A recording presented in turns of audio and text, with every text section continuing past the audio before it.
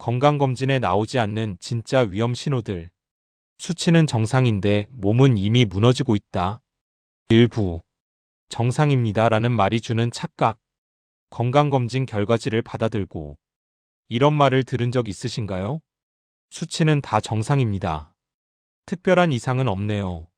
그 말을 듣는 순간 우리는 안심합니다. 그리고 이렇게 생각하죠. 아, 나는 아직 괜찮구나. 하지만 정말 그럴까요? 오늘 이야기할 주제는 건강검진에는 나오지 않지만 실제로는 몸을 가장 빠르게 망가뜨리는 진짜 위험 신호들에 대한 이야기입니다. 병은 어느 날 갑자기 생기지 않습니다. 몸은 이미 오래전부터 조용히 신호를 보내고 있었지만 우리는 그 신호를 정상이라는 말로 덮어버렸을 뿐입니다. 2부 숫자는 정상인데 왜 이렇게 피곤한가? 가장 흔한 신호는 이유 없는 피로입니다.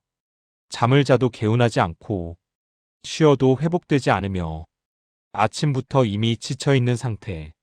하지만 건강검진에서는 이 피로를 측정하지 않습니다. 혈압, 혈당, 콜레스테롤은 정상일 수 있습니다. 그런데도 몸은 말합니다. 이미 무리하고 있다. 피로는 병이 아닙니다. 하지만 피로를 무시하는 습관은 병으로 가는 가장 빠른 길입니다. 몸은 고장나기 전에 항상 속도를 늦추라고 신호를 보냅니다.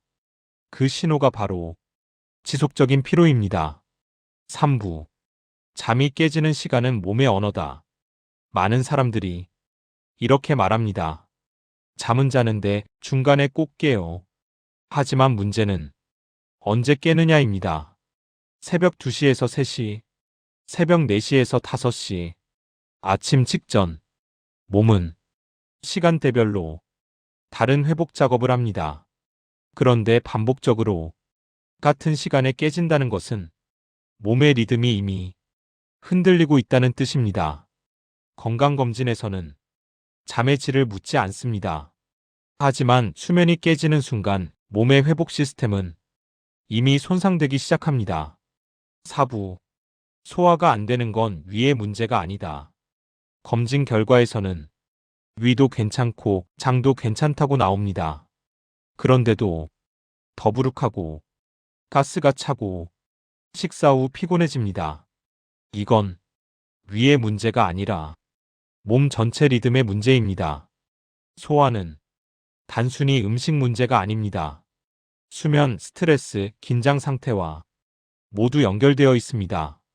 몸이 늘 긴장 상태에 있으면 소화는 가장 먼저 희생됩니다. 하지만 이 신호 역시 검진 수치에는 나오지 않습니다. 5부 이유 없이 자주 아픈 사람의 특징. 감기에 자주 걸리고 몸살이 잦고 회복이 느린 사람들. 검진 결과는 대부분 정상입니다. 문제는 면역력이 숫자로만 측정되지 않는다는 것입니다. 면역력은 생활의 결과입니다. 얼마나 쉬는지, 얼마나 회복하는지, 얼마나 몸의 신호를 무시하는지. 몸이 자주 아프다는 것은 이미 그만 버텨라는 경고입니다. 6부 통증을 참고 넘기는 사람에게 생기는 일. 많은 사람들이 말합니다. 이 정도는 참을 만해. 다들 이 정도는 아프잖아. 하지만 쇼펜하우어식으로 말하면 몸은 참는 걸 미덕으로 기억하지 않습니다. 통증은 경고이지 시험이 아닙니다.